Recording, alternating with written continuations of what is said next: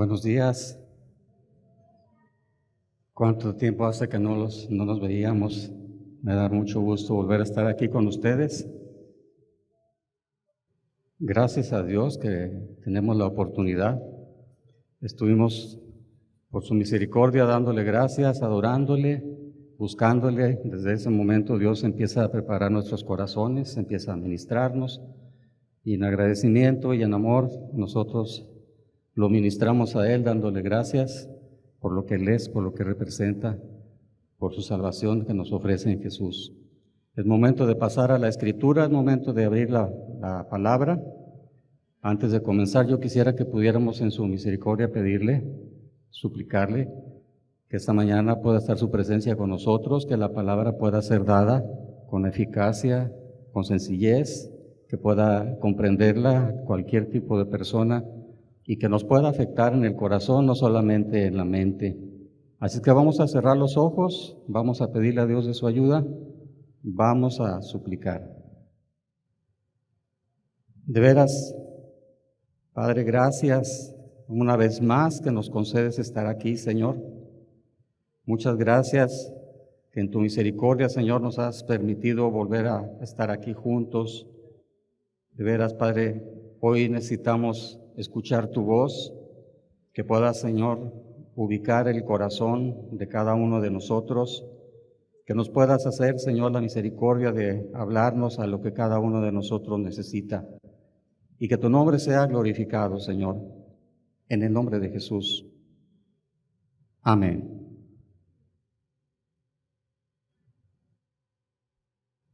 Meditando en las enseñanzas que se estuvieron dando los 2 domingos anteriores que hablaban del discipulado, me quedaba pensando yo, ¿cuántos habrá en el mundo que profesan ser discípulos de Cristo? Yo creo que serían millones. De todas las agrupaciones religiosas que conocemos, profesan seguir a Jesús. Y yo me quedaba pensando, ¿cuántos realmente de esos discípulos estarán caminando tal y como Jesús, como Dios quiere que sea? ¿Quién lo estará siguiendo verdaderamente? Muchos se quedan postrados en el camino y muchos, al llegar la verdadera luz a su corazón, muchos de ellos no tienen la luz que se necesita para llegar a la gloria eterna. Y de tal manera que el día que les llegue la luz a sus corazones, algunos, o según lo que vamos a estar viendo ahorita, muchos, pero muchos se van a quedar postrados. Yo no quisiera que fuera tu caso. Mi deseo y mi anhelo es que si alguna situación tienes que ver y tienes que profundizar en tu vida, que sea por la misericordia de Dios que lo puedas hacer, que no veas las palabras frágiles, pobres de un servidor, sino que aprendas a ver al que te quiere hablar a tu corazón, a tu alma, a tu mente y a lo más íntimo de ti, a Dios, a Cristo, al Espíritu Santo. Vamos a empezar leyendo un pasaje de la Escritura, un texto en el libro de Juan, capítulo 6, versículo número 2. Dice: y le seguía gran multitud, porque veían las señales que hacía en los enfermos. Me quedo con esta pequeña porción del principio, y le seguía gran multitud. Hay muchos pasajes semejantes que hablan de las muchedumbres que seguían a Cristo, de las multitudes que seguían a Jesús, a donde iba. De repente estaba a la orilla del mar y se llenaba. Iba por Betania y se llenaba de gente. Cuando el momento que Zaqueo se subió al árbol, pues porque era demasiada gente y no podía verlo. Multitudes lo seguían, eran demasiadas personas. Aquí la palabra gran multitud son 2 palabras. Una de ellas es polus, en el griego, que fue escrito en griego el Nuevo Testamento. La palabra polus significa mucho, muchos, grande. Y aquí ya te da la idea, demasiados. Pero luego la complementa con la otra palabra que es multitud, que en el griego es oclos, multitud, muchedumbre. 2 veces se emplean palabras para dar a entender la gran cantidad de gente que seguía a Jesús, pero eran enormes las cantidades. Como te repetí ahorita, te repito, como te mencionaba hace unos momentos, ¿cuántos habrá en el mundo que dicen estar siguiendo a Jesús? Millones. La pregunta es, ¿por qué lo siguen?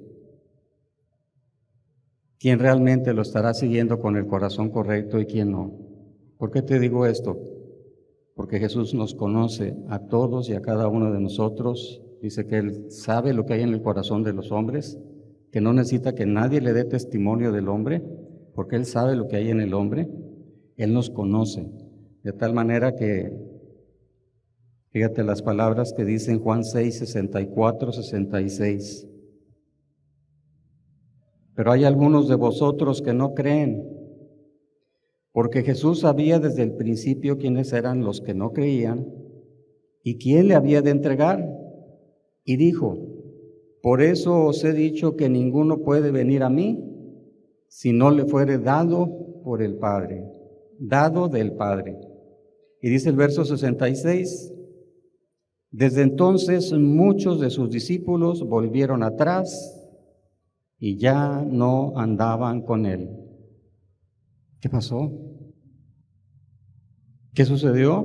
Como que esto fue la gota que derramó el vaso, porque tú puedes leer el contexto y te vas a dar cuenta cómo ya empezaban ellos a no sentirse cómodos con lo que Jesús hablaba y con lo que Jesús enseñaba, de tal manera que llegaron a decir, dura es tu palabra.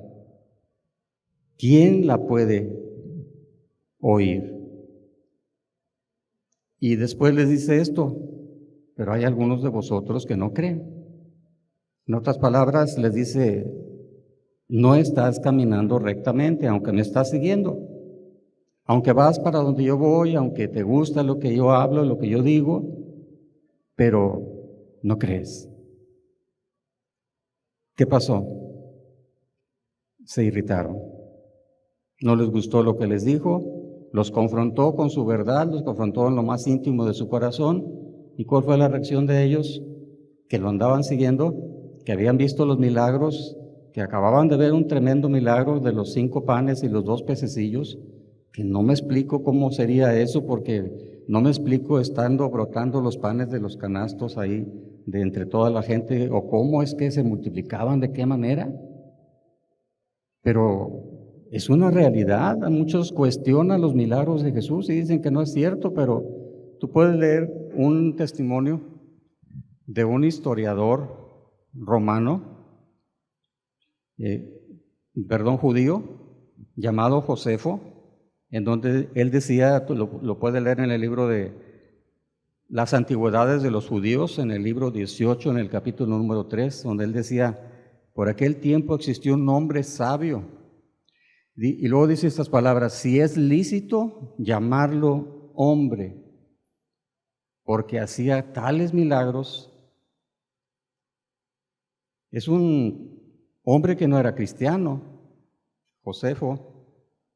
Fue un historiador y los historiadores registran los hechos tal y como ellos los conocieron. Y él dejó registradas estas palabras. ¿Quién era Jesús?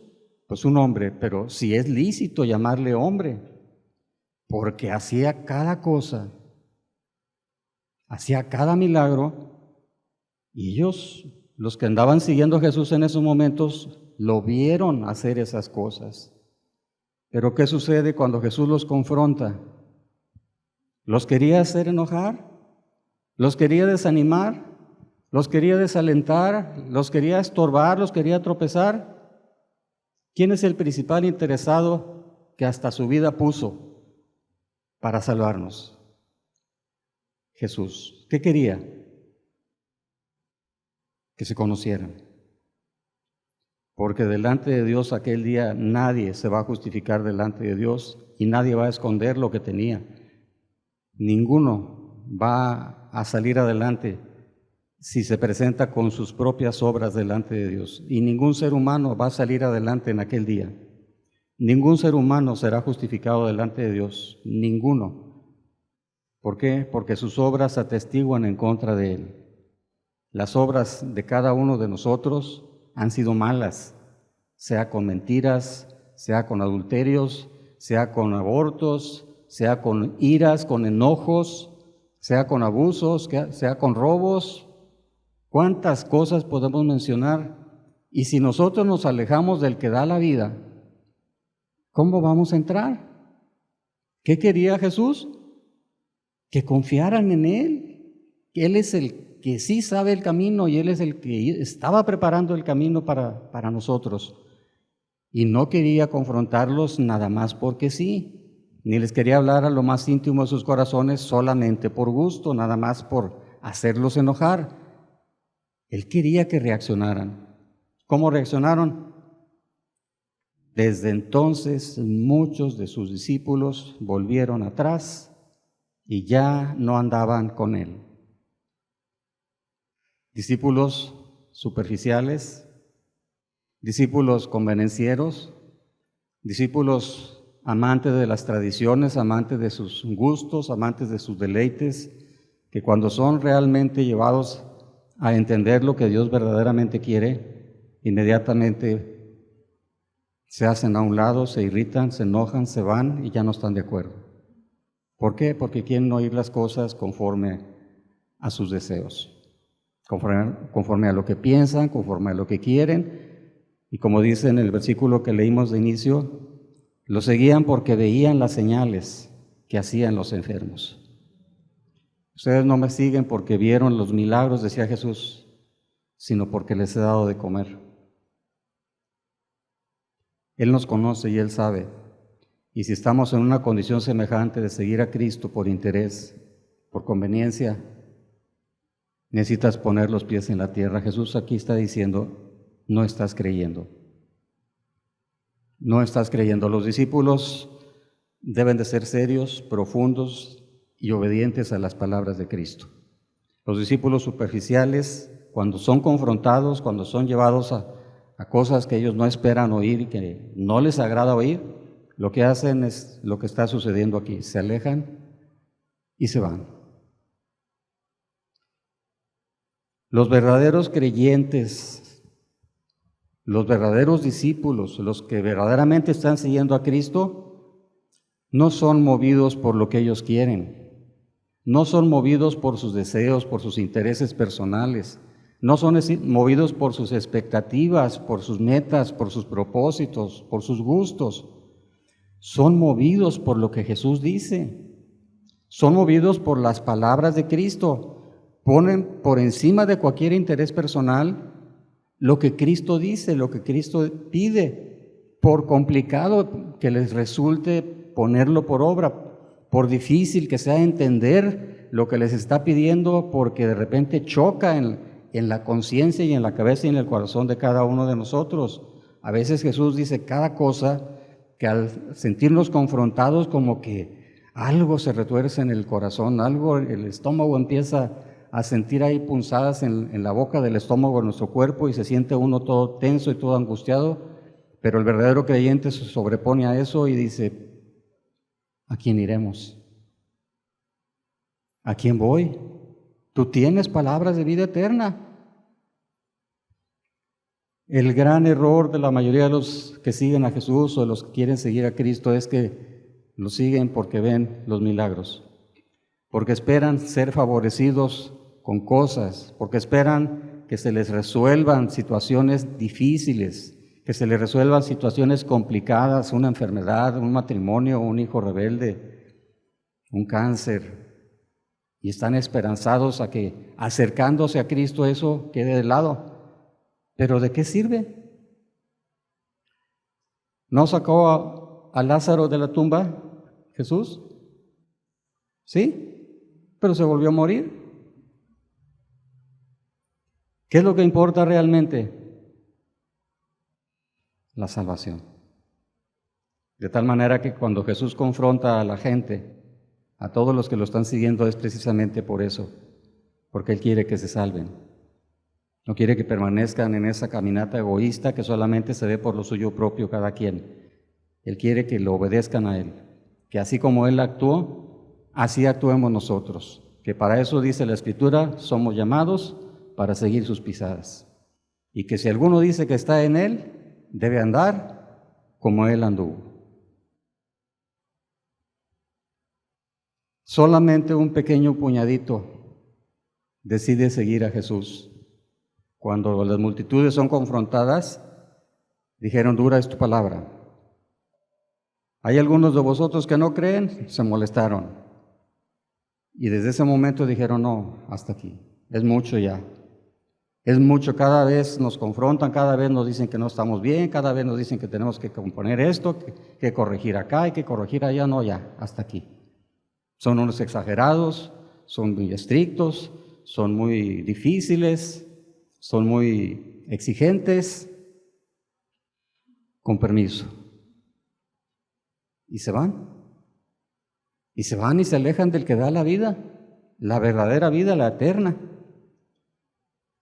Incluso los verdaderos discípulos, cuando palabras de Jesús llegan a las multitudes, aún los verdaderos discípulos son angustiados, se sienten también a veces hasta confrontados. ¿Lo vemos? Dice en Juan 6, vamos a leer desde el 66, dice, desde entonces muchos de sus discípulos volvieron atrás y ya no andaban con él. Y dice el verso 67, dijo entonces Jesús a los 12, ¿queréis acaso iros también vosotros? ¿Por qué les diría esto?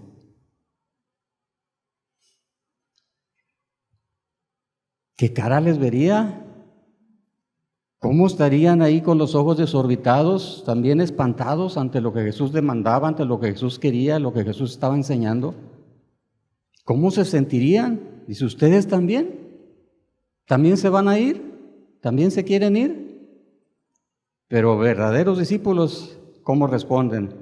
Dice el verso 68, le respondió Simón Pedro, Señor, ¿a quién iremos? Tú tienes palabras de vida eterna. Está muy duro vencer el corazón, está muy duro doblegar el yo, doblegar el ego, está muy duro perder las metas, perder los propósitos personales, es muy duro estar con la familia que te está hostigando, que te está constantemente presionando, irritándote y provocándote a que hagas cosas indebidas. Es muy duro enfrentar al patrón en el trabajo. Es muy duro enfrentar a una esposa que no quiere ser creyente, no quiere ser cristiana y constantemente te está provocando a ira. Te niega el deber conyugal, te hace enojar, se gasta el dinero para cosas que no se necesitan y ella sabe que te vas a enojar y lo sigue haciendo. ¿Por qué? Porque quiere que te irrites. Es duro. Pero el verdadero discípulo, por encima de cualquier situación que esté viviendo, por encima de cualquier circunstancia dura que esté pasando, aún sea la misma muerte, se sobrepone y dice, si yo vuelvo atrás, ¿qué me queda? ¿A dónde voy? ¿Quién tiene palabras de vida eterna? ¿Nadie? ¿Mahoma? ¿Buda? Pues decían cosas, pero murieron y ya no se levantaron. Jesús, lo que Él dijo, que se iba a levantar al tercer día, y después lo ven resucitado, con las manos, el costado traspasado, y fue levantado en una nube al cielo, a la eternidad. ¿Quién tiene vida? Vida verdadera, vida eterna, solo Cristo. Nadie más. Y el verdadero discípulo dice, pues no importa, por duro que esté el camino, por lleno de espinos que esté, por lleno de abrojos que se me pueda presentar, por escaseces, por dificultades, por contiendas que me estén provocando, por tentaciones que estén a punto de derrumbarme, si yo me vuelvo atrás, ¿qué me queda? No queda nada, más que una horrenda expectativa, dice el libro de los Hebreos, de juicio. No queda nada, porque como quiera vamos a ir a presentarnos ante el Padre para dar cuentas, todos compareceremos. Al que hizo lo bueno, y solamente esos son aquellos que están en Cristo, porque antes de Cristo, puras maldades. Y estando en Cristo, el que hace maldades, se le conmina el arrepentimiento, y si persevera en ello, tenlo por gentil y publicano.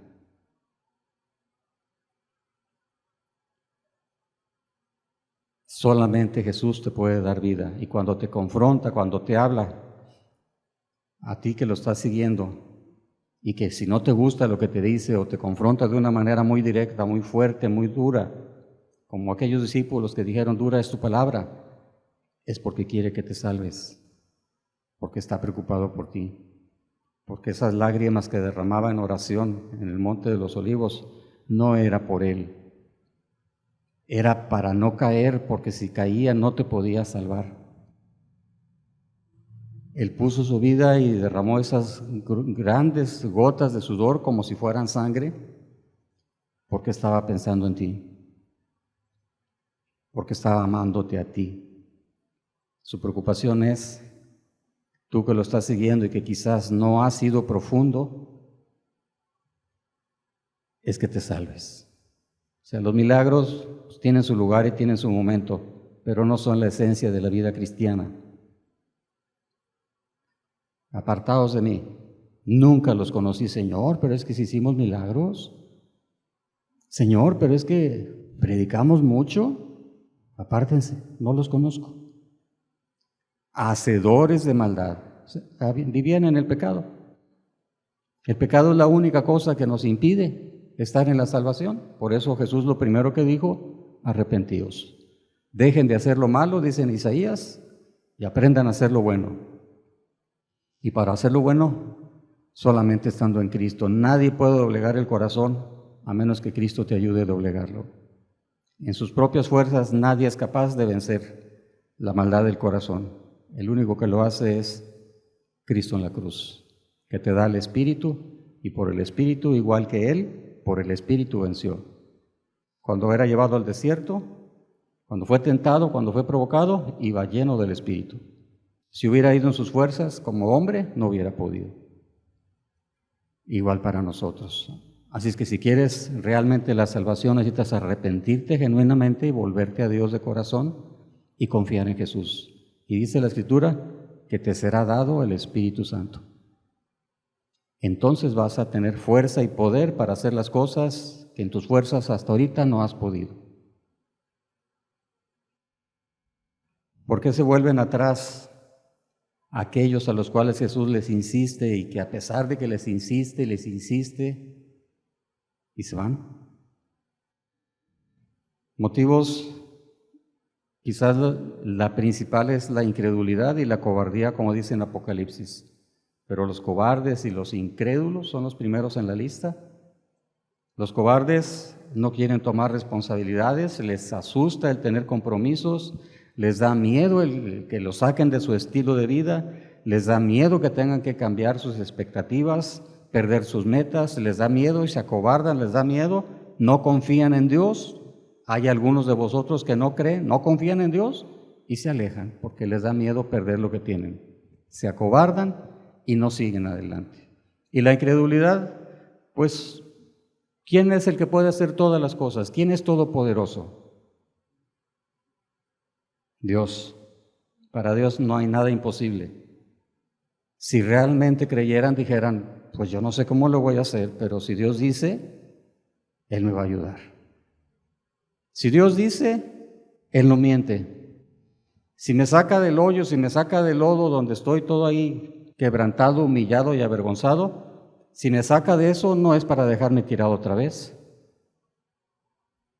Es para seguirme enseñando, como decían las semanas anteriores, seguirme enseñando y seguir avanzando y seguir creciendo en esa gracia y en ese conocimiento.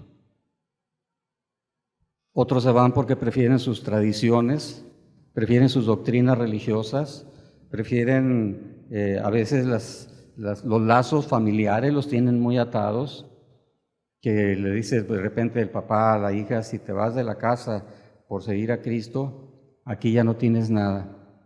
Has muerto para nosotros. ¿Y cuánto les duele tanto eso que deciden decir, no, pues entonces mejor hasta que llegamos, si no, papá me va a dejar de hablar, mamá, o voy a perder la herencia, o voy a tener mis amigos que ya no voy a poder andar con ellos para todos lados, y se alejan. Otros tienen sus metas, otros tienen apego a lo material, a lo terrenal, y no lo quieren perder. Ya veíamos las semanas pasadas que el que no renuncia a todo lo que posee, no puede andar conmigo, no puede ser mi discípulo.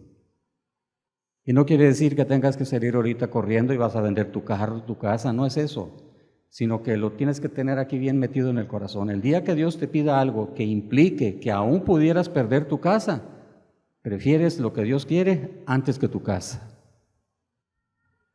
Llegó un momento donde se me pide a mí, el Espíritu me pide si me voy a otro estado a predicar el Evangelio. Yo tenía mi consultorio, tenía mi familia establecida, yo tenía cierta posición en la iglesia. ¿Y qué pasó? Si Dios me lo está pidiendo, Él me va a ayudar. Y vámonos. Nos fuimos por la misericordia de Dios porque no somos nada. Y tuve que vender mi casa para poder a veces sacar adelante a la familia. Pero créanme, desde entonces he vivido mejor que cuando tenía casa. Nada nos ha faltado, ni médicos, ni medicinas, ni comida, ni techo, ni zapatos, nada. Ha habido momentos muy angustiantes, claro que sí, todos tenemos.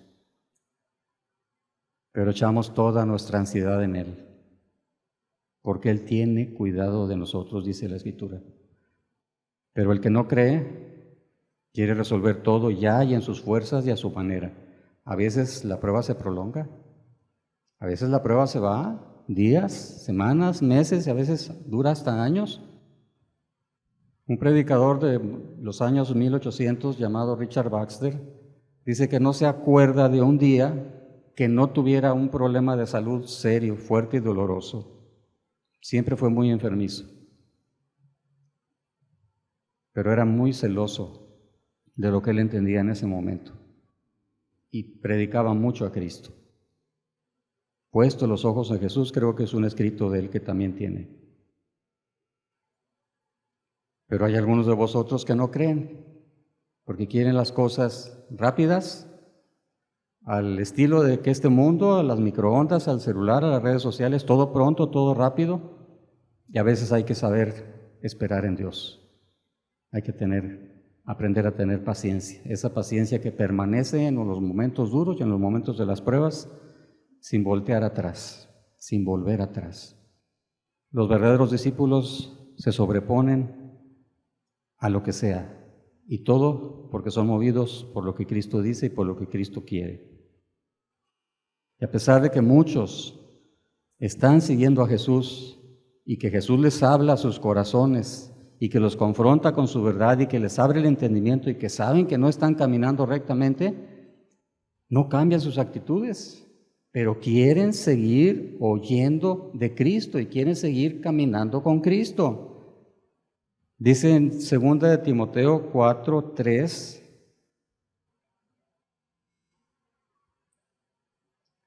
dice, porque vendrá tiempo cuando no sufrirán la sana doctrina, sino que teniendo comezón de oír, se amontonarán maestros conforme a sus propias concupiscencias. Vendrá tiempo cuando habrá muchas doctrinas falsas, pero la gente que dice, tiene comezón de oír. Le gusta oír las palabras de Cristo, le gusta oír las enseñanzas de Jesús, le gusta oír las alabanzas, los cantos, le gusta abrir la Biblia y conocer y entender, le gusta y se deleita con las reuniones y las alabanzas y las predicaciones. Pero dice aquí, no van a sufrir la sana doctrina, muchos de ellos, de tal manera que se les van a juntar maestros que conforme a lo que ellos piensan es lo que les van a enseñar, conforme a sus propios deseos. ¿Y a qué los impulsan? ¿Qué les enseñan? ¿Qué les dicen? Porque es lo que la gente quiere oír. Pues cómo tener un mejor matrimonio, cómo tener una mejor relación conyugal, cómo tener una mejor relación sexual, cómo hacerte verdaderamente de una situación financiera cómoda, de una manera cristiana, así lo llaman, el éxito financiero cristiano, cómo vencer la depresión, cómo vencer la ira, cómo vencer tus pasiones, tus deseos, y se abocan a eso la gran mayoría de los predicadores de nuestros días. Pero no son la esencia del Evangelio, ni son las cosas que te van a llevar a la salvación. Son cosas que son buenas y son necesarias entenderlas y conocerlas, pero ¿por qué un sobreénfasis en eso? ¿Y por qué no se profundiza en la Escritura acerca de las condiciones que Cristo pide para la salvación, de la santificación, de la santidad? No, le dan lo que la gente quiere oír. Algo que les mejore su estatus, algo que les mejore su estilo de vida, donde no tengan conflictos, donde no tengan ningún tipo de preocupaciones, donde no tengan problemas. Eso quiere la gente, eso le dan. Y Jesús no es así. Jesús confronta y hace sentir incómodo el corazón muchas de las veces. Si tú te das cuenta y lees el pasaje que leímos de Juan 6, donde les dice Pedro, ¿a quién iremos? Y Jesús les dice enseguida, ¿no los escogí yo a vosotros los 12 y uno de vosotros es diablo? Palabras, ¿no? Después de haberse humillado Pedro, de haberse quebrantado y de haberse, pues sí, se sentía tenso y nervioso por las palabras de Cristo, pero se humilla.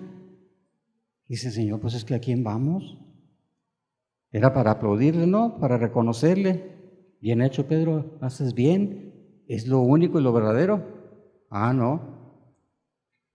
Se los dijo a todos, imagínate. Que yo diga y te asegure que el Espíritu Santo me está diciendo que uno de aquí no se va a salvar. ¿Cómo te sientes? ¿Cómo te sientes? Temeroso. Temeroso. ¿Qué estaba queriendo Jesús con esto? ¿Desalentarlos? No, que no se envanecieran, que permanecieran humillados, que permanecieran con temor y temblor siguiéndolo a Él. No hay otra motivación en Cristo para decir esas cosas, es por amor. Pero no exalta el ego de la gente, no lo levanta, no le levanta la autoestima, pareciera ser que se la aplasta. Tienes un momento donde tienes que estimular la autoestima de personas, pero no para un verdadero creyente ya maduro, ya no. Para niños, para gente débil, para gente frágil que no se anima a confiar en Dios porque son emocionalmente frágiles y tienen lastima por los suelos, que tienden a irse y ya no tienen oportunidad. Habrá que alentarlos, habrá que estimularlos. Pero lo que Jesús hace con sus discípulos más cercanos, que en este caso eran 12, una pequeña manada, los humilla, los quebranta. Pocos, pequeña manada, dijo Jesús. ¿Cuántos habían en el aposento alto? 120. ¿Cuántos lo seguían? Pues en el momento de los panes y los peces nada más eran 5,000 varones, sin contar las mujeres y los niños. ¿Y dónde están todos los que lo seguían? Nada más eran 120. No está como para profundizar en lo que Jesús dice y lo que Jesús quiere. ¿Qué es lo que buscan los predicadores de estos días que nos ha tocado vivir? Fama, popularidad, estilo, reconocimiento, aplausos, las primeras sillas, los primeros lugares. Pero ¿por qué no profundizan en las cosas que confrontan el alma? ¿Por qué no profundizan en las cosas que verdaderamente hacen que nosotros consideremos lo esencial del Evangelio como primordial, como primera cosa? ¿Por qué no profundizan en el corazón de la gente? ¿Por qué, como dice Lamentaciones, por qué no descubren el pecado de la gente? Para que no sean llevados cautivos, dicen Lamentaciones. Los falsos profetas es lo que hacen. No descubren el pecado para impedir el cautiverio, dice Lamentaciones, capítulo 2. Y lo que buscan es fama, reconocimiento y, pues no sé, a lo mejor hasta economía, una posición social, cosas materiales. Y con Jesús las cosas no son así. ¿Qué es lo que tenemos que hacer? ¿Qué hay que hacer? Dice en Filipenses 2:12. Filipenses 2:12 dice: por tanto, amados míos, como siempre habéis obedecido, no como en mi presencia solamente, sino mucho más ahora en mi ausencia, ocupaos en vuestra salvación con temor y temblor. ¿Qué te inspira estas palabras finales? Que te ocupes en tu salvación con temor y temblor. El miedo que te hace temblar y que te paraliza, que te da terror voltear a ver a Dios y quedarte escondido en un rincón, a ver si como Adán, que se quiso esconder con las hojas de parra y que pues ya no lo viera Dios. No es ese temor.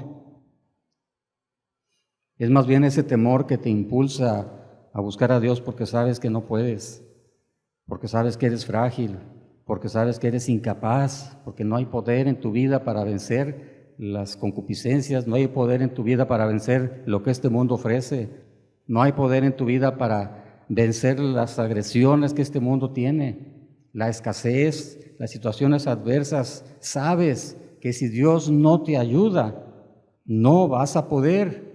Y con temor y temblor te humillas, clamando por misericordia, por ayuda, como lo hizo Jesús en el huerto. Es el ejemplo que nos deja. Él pudo haber dicho: yo soy Dios. Yo soy Dios. En el desierto pudo haber dicho: yo soy Dios. Vete de mí, Satanás, yo soy Dios. No. Dependía del Espíritu, dependía de la palabra, dependía de la Escritura. Y es el ejemplo que nos deja. Tenemos que depender de la palabra de Cristo. El temor verdaderamente al que se está refiriendo aquí es ese temor que te impulsa a buscarte a Dios, a buscar a Dios para dejarte caer en sus brazos como un niño. Y decirle: Señor, la verdad es que no puedo, que sin tu ayuda, Señor, me voy a amargar, sin tu ayuda, Señor, la ira me va a vencer, sin tu ayuda, Señor, la fornicación, la pasión sexual, la concupiscencia me va a derrotar. Y te humillas y te quebrantas y sabes que solo no puedes enfrentar la vida. Y con temor te acercas a Dios pidiendo misericordia y oportuno socorro. Y ahí está Cristo para ayudarte. Ese es el temor al que se refiere. Por otro lado está el otro temor. El verdadero creyente, uno de sus más grandes temores es volver a crucificar a Cristo. Lo ama tanto. El verdadero creyente camina porque ama a Jesús, no es por intereses, no es por conveniencia, sino porque lo ama y ya no quiere volverlo a lastimar. Y teme que con sus concupiscencias un día se resuciten y vuelva al viejo hombre y tengan que volver a crucificar a Cristo para ver si tiene otra oportunidad. A ese temor se refiere. No es el temor del esclavo, ¿no? El temor que el esclavo que le tiene miedo al látigo, le tiene miedo al castigo, le tiene miedo al amo. No es ese temor. Dice la Escritura que los que tienen ese temor son los demonios. Los demonios creen y tiemblan. Nosotros necesitamos aprender a confiar en Jesús con temor y temblor, porque sabemos que el único que nos puede sacar adelante de esta vida que tenemos, frágil, impotente e incapaz de salir adelante con nuestras fuerzas, solamente Cristo. Dice: ocupaos en vuestra salvación con temor y temblor.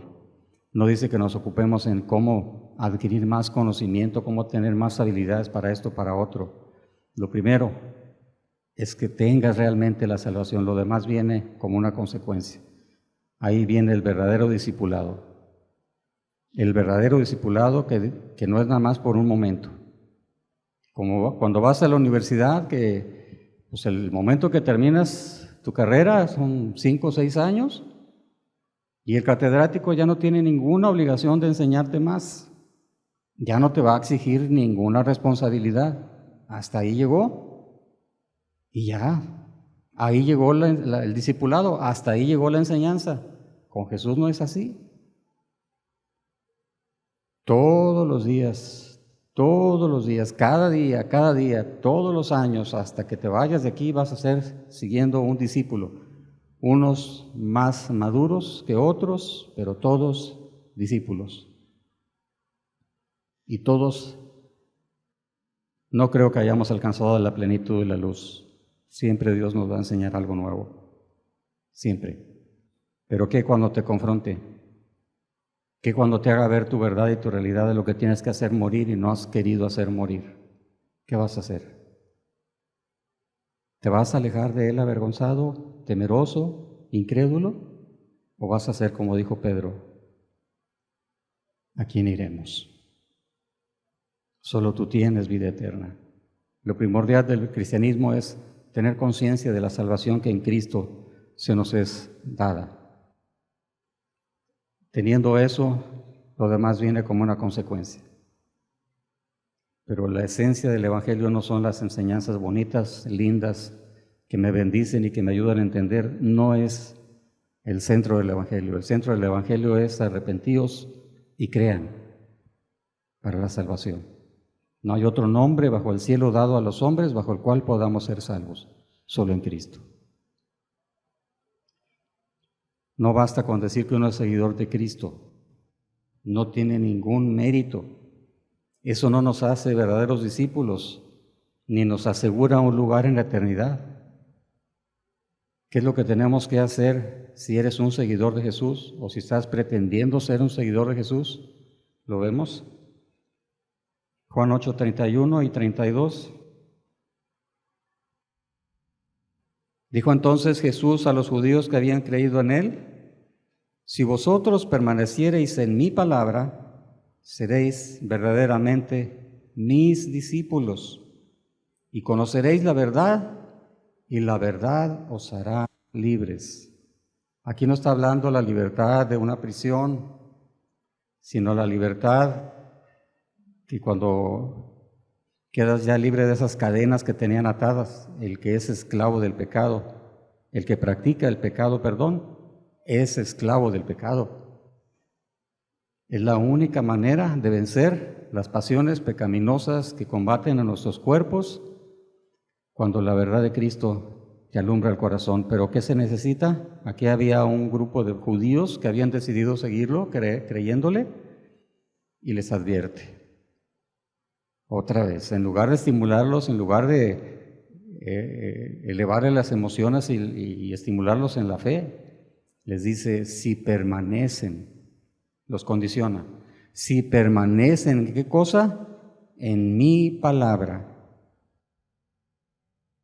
Pedro dijo, solo tú tienes palabra de vida eterna. Si permaneces. El día que seas confrontado, el día que Dios te haga ver algo en tu corazón, el día que Dios te haga entender cosas en tu vida y que no has querido corregir, tú vas a tener que tomar decisiones, porque el discipulado no es para quedarse hasta donde has llegado. El discipulado es que una vez que ya te enseñaste algo nuevo, no puedes quedarte ahí. Tienes que dar el paso siguiente, y tienes que dar el otro paso, y tienes que dar el otro paso, y tienes que llegar a niveles de espiritualidad más profundos. Tienes que llegar a esas aguas profundas que solamente a nado se pueden llegar a pasar, como dice el libro de Ezequiel. Y a medida que vas adquiriendo más luz y que te sientes más comprometido y con más situaciones a las cuales tienes que hacer y que poner por obra, te vas a sentir cada vez más abrumado, cada vez te vas a sentir más presionado, cada vez te vas a sentir más tenso y más nervioso. Y ahí es donde muchos deciden, hasta aquí llegué. ¿Pero qué te va a quedar? El verdadero creyente dice, Señor, si tú dices, en tu palabra echaré la red, dijo Pedro, en tu palabra. Si tú dices, Señor, como niño, me voy a dejar llevar por ti. Si tú dices, si tú hablas, si tu palabra dice esto y tu palabra dice el otro y me aseguras que tienes cuidado de nosotros, pues qué importa las dificultades que esté enfrentando, mi incapacidad, mi falta de sabiduría, mi falta de conocimiento, mi falta de habilidades, mi falta de salud. Tú eres Dios. Y tú eres el único que puede sacarme adelante. Si permaneces, te voy a considerar verdaderamente parte de mi familia. Y en 2 Juan dice algo parecido. 2 Juan 1:9. Cualquiera que se extravía y no persevera en la doctrina de Cristo, no tiene a Dios. El que persevera en la doctrina de Cristo, ese sí tiene al Padre y al Hijo. ¿Cuál es la doctrina de Cristo? El amor. Tú puedes leer el contexto, está hablando del amor. Y el amor no hace daño al prójimo. El amor no busca lo suyo. El amor no hace nada indebido. El amor todo lo sufre, todo lo espera. El amor dice, nunca deja de ser. Es que nomás me enojé por un rato. Nada más por un rato anduve de gritón. No. El amor nunca deja de ser. Tu preocupación debe ser siempre que no presentes tropiezo a los que están a tu alrededor, sino al contrario, estimularlos a la fe y a las buenas obras y a la búsqueda verdadera de Dios. El que no hace esto, el que no persevera en esta doctrina, ¿qué nos está diciendo aquí? No tiene a Dios. Enojón, criticón, orgulloso, soberbio, enaltecido, se cree muy sabio, corajudo, pleitudo, maltrata a la esposa, maltrata a los hijos, de vez en cuando adultera, que al cabo que Dios me entiende, Dios sabe y comprende mi debilidad. No. El que no persevera en la doctrina de Cristo no tiene a Dios. Y el que verdaderamente está en la doctrina de Cristo ama. Y un adúltero pues no está amando ni a su esposa, ni a la otra mujer, ni al esposo de la mujer, ni al papá de aquella mujer, ni a la mamá de aquella mujer, o al revés, que una mujer fuera la adúltera. Están haciendo daño. El que verdaderamente ama a Dios y que persevera en Cristo, ama, se da por los demás. Y dice, Señor, ¿qué más quieres que yo haga? Ya se le hace fácil, sus mandamientos ya no son gravosos, sus mandamientos ya no son pesados, es el amor el que está gobernando. Es Dios en el corazón, es Cristo en el corazón. Y lo que Cristo hace es lo que te impulsa a hacer por el Espíritu. ¿Quieres verdaderamente ser un seguidor de Jesús? La única manera que puedas llegar a no alcanzar lo que tanto anhelas en tu corazón de estar en la gloria es que decidas caminar conforme a tus ideas y no conforme a las palabras de Cristo. Conforme a tus metas, siguiendo falsas doctrinas porque quieres que te hablen bonito, porque quieres que te endulcen tus oídos, porque quieres a un cantor de amores a tu lado, que te hable bonito y que te hable sabroso y que nunca te dé palabras que te presenten dificultades, que te confronten y que te obliguen a hacer cambios en tu vida, que has estado todo el tiempo muy acomodado, muy sabroso, pero sin dar el paso que tienes que dar porque Cristo así lo está pidiendo. El discipulado no es por un ratito. Hay que ir caminando y no es una caminata a lo terrenal, es una caminata al cielo. Así que profundízalo, medítalo y date cuenta cuál es el lugar. No vaya a ser que seas como aquel grupo, era cantidad grande de personas y cuando fueron confrontados se molestaron. Se molestaron y se fueron. Dios quiere hablarte a ti, a tu corazón. Dios quiere que tú como verdadero discípulo no te enaltezcas, que sepas humillar como Pedro, que sepas entender que el único que da vida es Cristo y que si te alejas de Cristo por una mala actitud en tu corazón o ya en lo práctico, que todo el mundo lo vea, aquí nos está diciendo que el que hace eso no tiene a Dios, no tiene a Cristo. ¿Que se puede caer? Claro que se puede caer. ¿Se puede fallar? Por supuesto que se puede fallar. ¿Cuántas fallas ha tenido Pedro? Tuvo muchas, pero no eran permanentes ni eran continuas, eran allá. Una vez que se va a Cristo y que les da el Espíritu Santo, Pedro como hasta los 14 o 15 años tuvo una falla. cuando se acobardó ante la presencia de los judíos y se escondía para que no lo vieran comer junto con los gentiles. Le daba vergüenza. Y fue amonestado en público, y yo veo a Pedro al final de sus días ministrando a la iglesia. Quiere decir que alcanzó la gracia. Pero no era la costumbre, no era lo de todos los días. No era que ahora sí, hasta aquí llegué, con permiso nos vimos y ahora ya voy a hacer lo que yo quiero. No, él se humilló seguramente. Con temor y temblor se humilló para alcanzar otra vez esa comunión con Cristo, que Él es el único que da la vida. Medítalo, profundícelo y que Dios te dé gracia, porque lo que Dios quiere, lo que Cristo quiere es que no te pierdas. Quiere que todos nos salvemos. Quiere que todos los hombres sean salvos, pero hay condiciones y hay requisitos. Y uno de ellos es: permanezcas en mi palabra. Cerramos los ojos. De veras, Señor, es lindo caminar contigo, indudablemente, Señor. Es hermoso porque cuántas cosas y maravillas vemos día con día, Señor. Pero llegado el momento nos llegan situaciones adversas y duras, y a veces tu misma palabra nos confronta de tal manera, Señor, que el corazón sufre un vuelco y como que quiere claudicar. Cuánto ruego, Señor, porque todos y cada uno de los que estamos aquí podamos entender quién verdaderamente es un verdadero discípulo, Señor.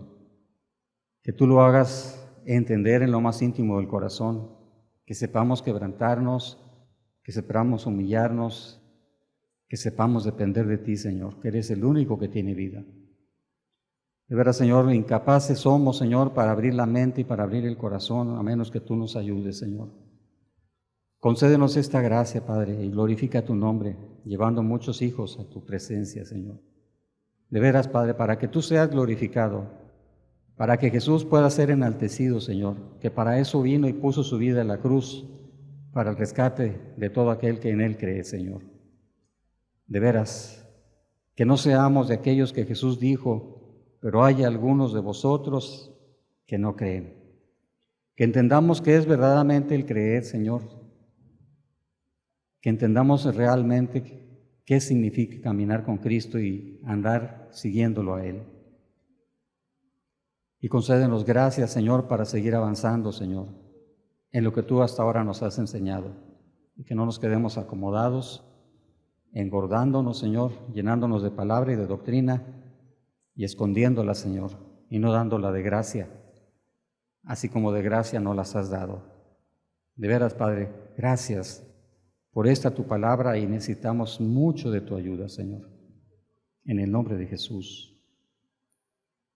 Amén.